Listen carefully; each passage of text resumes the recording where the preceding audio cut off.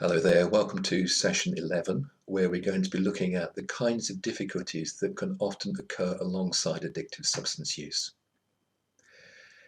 Now I'm going to come on in a moment and share with you a little model that tries to show this complexity in as simple a way as possible. And then I'm going to come on and offer you some ideas to think about in terms of what this might mean for the situation that you're in. And then I'll offer you a couple of sources of extra help. Okay, let's come to the first slide. What this model shows us is that there are up to 6 sets of difficulties that someone may have, and they're represented by the 6 little circles. And I'll come on and say more about those in just a minute. And then it's important to recognize that someone exists within a context. There are the influences of other people on their life. And that's represented by the large circle, and I'll come on and say more about that later. So let's break this down, take each part in turn, and I'll explain how this happens.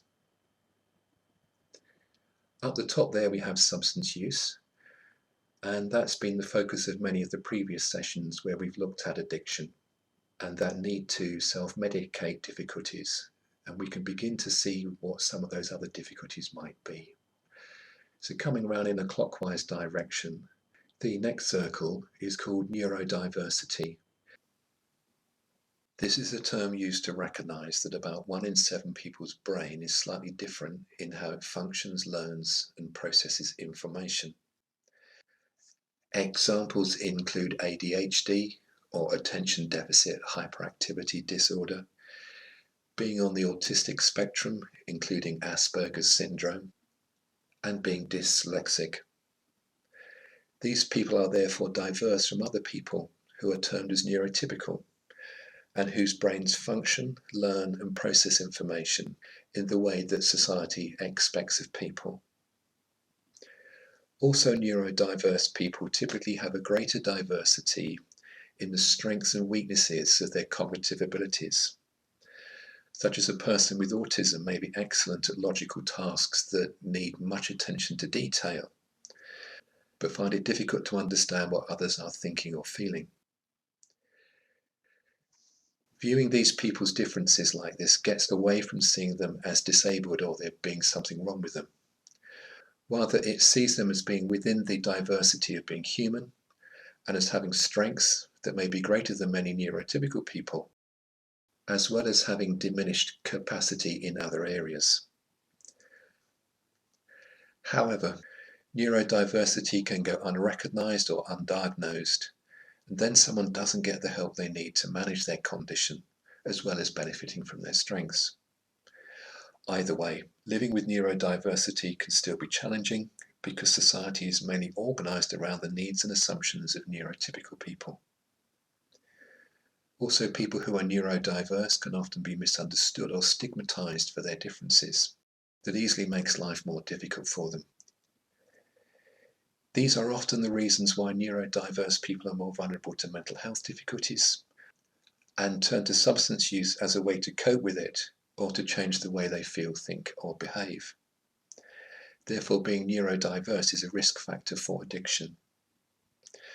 For example, someone with autism feeling anxious around other people because they find it difficult to understand others may then use alcohol to feel calmer. And they may be more vulnerable to manipulation by drug dealers because they find it harder to understand the intentions of other people. Or someone with attention deficit hyperactivity disorder who constantly seeks pleasure, stimulation, and thrill seeking because their brain's capacity to regulate the pleasure hormone dopamine is adversely affected. They are vulnerable to addiction to cocaine because cocaine allows the build-up of dopamine and the feeling of intense pleasure. Indeed, in a major study, over half the people in treatment for addiction to cocaine met the diagnostic criteria for ADHD. Coming round to the next circle, adverse childhood experiences. Now, this can cover a wide range of things, but what the research tells us is that the more of them you have, the greater is the chance in adulthood of both physical and mental health difficulties, and also of problematic substance use as well. The kinds of things I'm talking about are perhaps the more obvious ones, like sexual abuse, but can also be things that maybe aren't so obvious, such as parents that split up when someone's very young, or being bullied at school. Now, if we come round again in a clockwise direction to the bottom, there's physical health difficulties, and these often co-occur with the other difficulties. So, for example, someone who's got into difficulty with their alcohol use may end up with liver damage.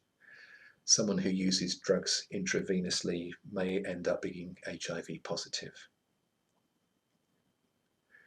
The next circle, discrimination, refers to the many ways in which people who have one or more of these difficulties can be discriminated against.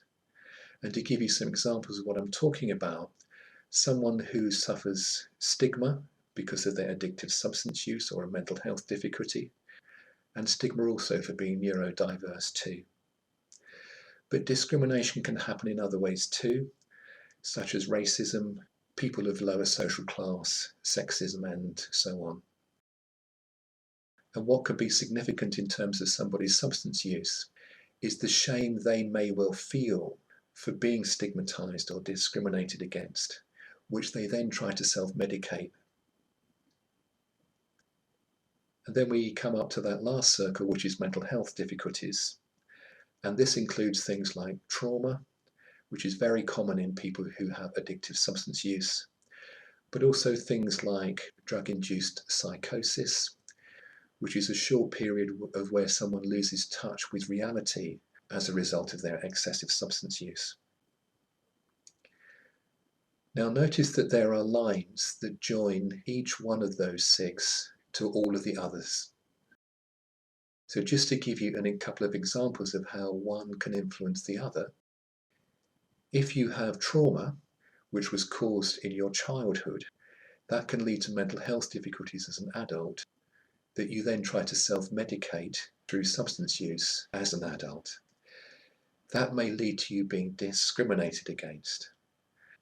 And long-term addictive substance use will have physical health difficulties. And it may well be that someone is also neurodiverse. Let's say, for example, they've got ADHD, and they find it very difficult to be in a group when they're in drug treatment. And sometimes drug treatment agencies don't recognize ADHD and think that someone is being resistant to treatment, whereas actually it's just very difficult for them to be in a group. Therefore, they tend to fall out of treatment, with the result that all the other things just tend to keep going. Now, there's one last aspect of this model that I'd like to share with you. It's important to recognize that all of this takes place within the context of somebody's life. And there are many aspects to their life, and these may be helpful or they may be unhelpful. So to give you some examples of what I'm talking about, someone may be in treatment or they may not. There is their contact with drug dealers. There is yourself and family and friends. Your influence may be helpful, or as we've seen in previous sessions, may be unhelpful. And then they may become involved in the criminal justice system. They may be sectioned under the Mental Health Act, possibly even be homeless. And all of those things will have a knock-on effect to their substance use, their mental health, their physical health, and so on.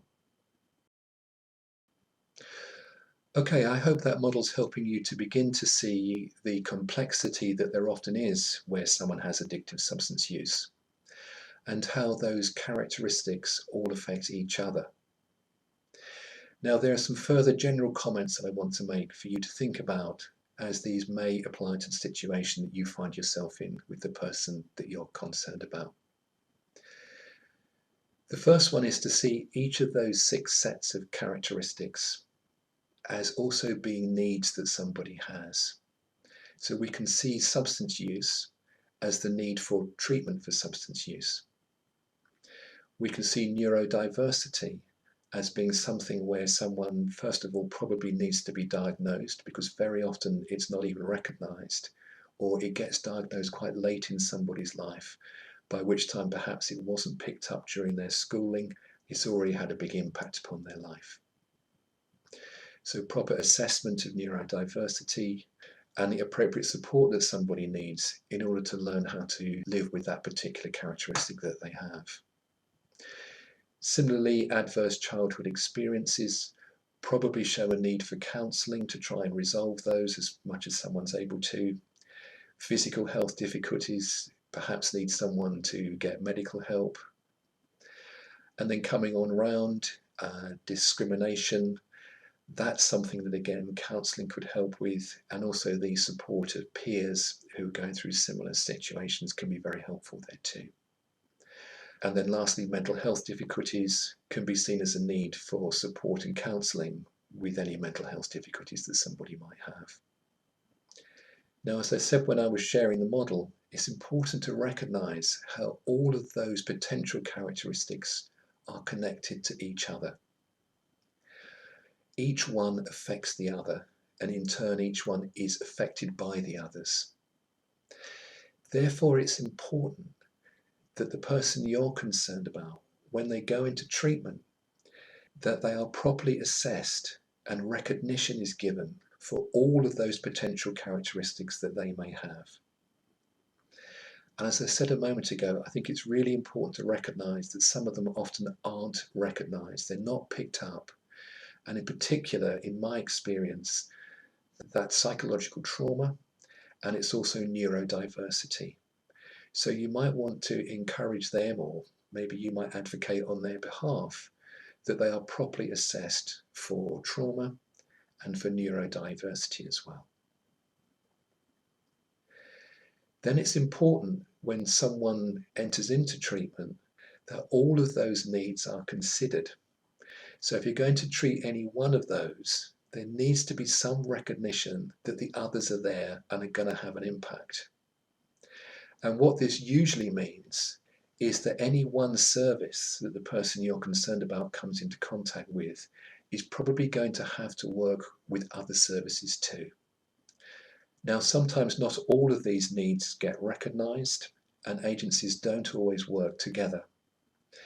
So I'd like to come on next and offer you a slide that has two sources of further support that might be useful for the person you're concerned about, or possibly for you to follow up on their behalf if that's what they'd be willing for you to do, which can maybe help you to encourage services to work together and to encourage someone to be properly assessed. Okay, let's come to the last slide. Okay, so here are two potentially useful links for you. The first one is a government guidance document that's been produced for all services that come into contact with people who have gone into difficulty with their substance use and have other difficulties too. Now, this is a really useful document because it outlines what good practice is, which doesn't always get followed by service providers. The second link is to the mental health charity Mind, and it's about advocacy. Now, this is a useful service for someone who has mental health difficulties. It's not available everywhere, but where it is, it can be really useful. And what an advocacy service offers is an advocate to someone who has mental health difficulties. Now, an advocate is someone who has particular training to go in and advocate with services on behalf of someone who has mental health difficulties. Very often advocates are people who've been service users themselves in the past, people who also had mental health difficulties. And they are there solely to advocate on behalf of a person with mental health difficulties. They're not part of the treatment provider. I'd like to end the session by posing some questions for you to think about. First of all, I propose that you consider how many, if any, of those other characteristics that go alongside addictive substance use may be relevant for the person that you're concerned about. And it may be necessary to talk to them about that too. Secondly, I propose that you get informed about any further difficulties that you know are there or you suspect might be. And then next, I suggest that you may want to talk to them about whether they're interested in being comprehensively assessed, particularly for things like trauma and neurodiversity that often get missed, and if they're interested in having a mental health advocate too.